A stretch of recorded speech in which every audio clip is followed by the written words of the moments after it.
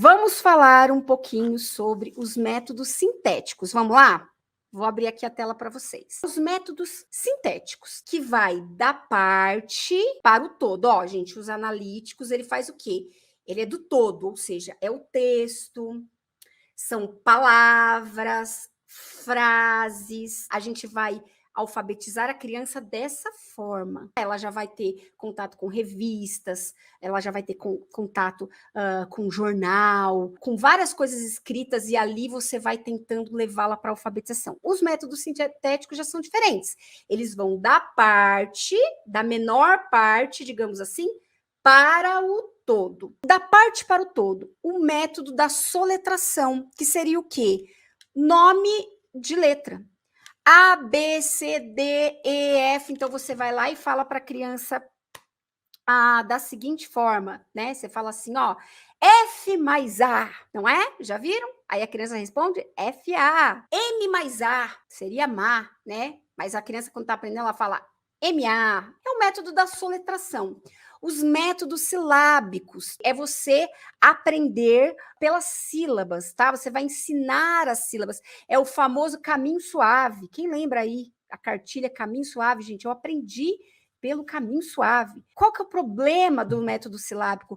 São muitas sílabas, são muitas famílias. A criança, ela perde um tempão memorizando várias famílias silábicas. Babebibabu, mamemimamu, aí é cacocu, depois é se, si, depois é sacessissosu, fafef, depois entra a família das sílabas complexas, gente. Então é um esforço cognitivo bem grande que a criança precisa fazer nos métodos silábicos.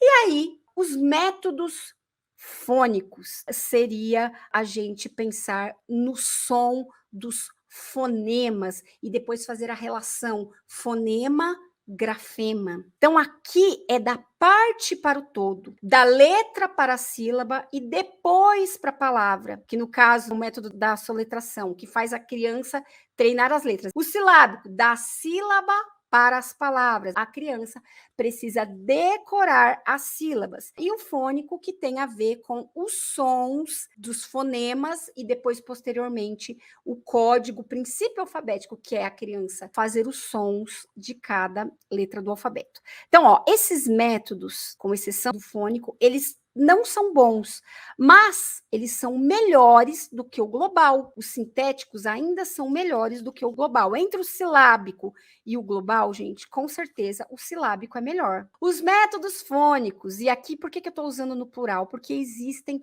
vários métodos fônicos. Não existe o método fônico, como eu vejo muita educadora falando aí. O método fônico. O que você ensina pelo quê? Método fônico. Mas qual método fônico? Porque tem métodos fônicos que também não são bons, principalmente aqueles que só ficam fazendo sons de fonemas. Eles também são complicados, não são bons, são chatos demais para a gente fazer com as crianças.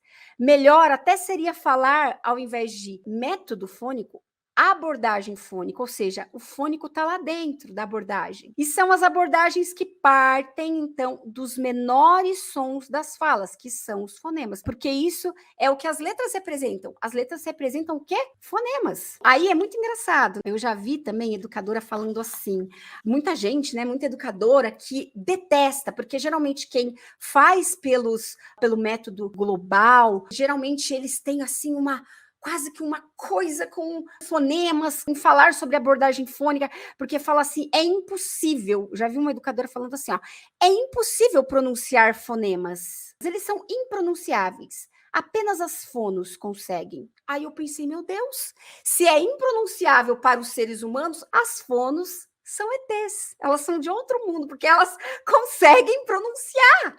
Vocês estão vendo que as pessoas que vão defender, geralmente, assim, essas ideias, elas acabam caindo em contradição. É claro que a gente não vai conseguir, de fato, pronunciar um fonema, né? Isso não tem importância. A gente faz o quê? Por aproximação. O importante é a criança aprender o som daquela letra e depois, né, aprender o som e depois fazer a correspondência do som à letra. Isso que é importante. E é o que mais se aproxima da forma com que o cérebro aprende, minha gente. É a forma natural, porque vem em primeiro lugar o quê? O som. Primeiro vem a escuta.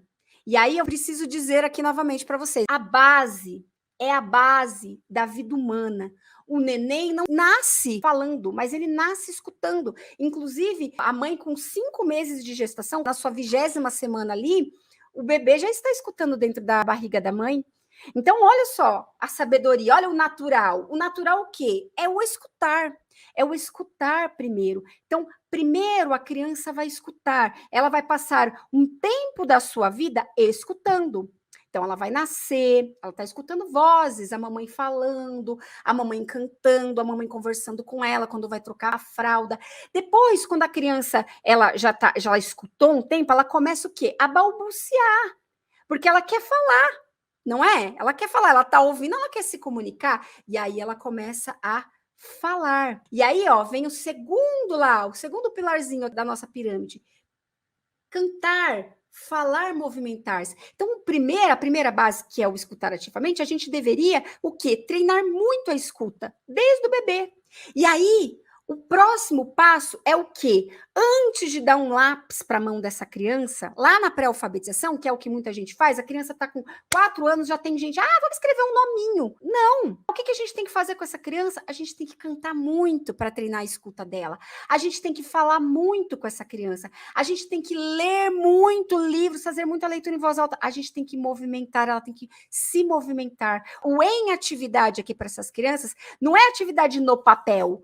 Ativas, é levantar-se da cadeira, é conhecer o próprio corpo, é aprender sobre lateralidade cantando, se movimentando. E aí entra o quê? A consciência fonológica, gente. A consciência fonológica entra nessa outra base aí, nesse segundo pilar do cantar, falar e movimentar-se. O que é a consciência fonológica?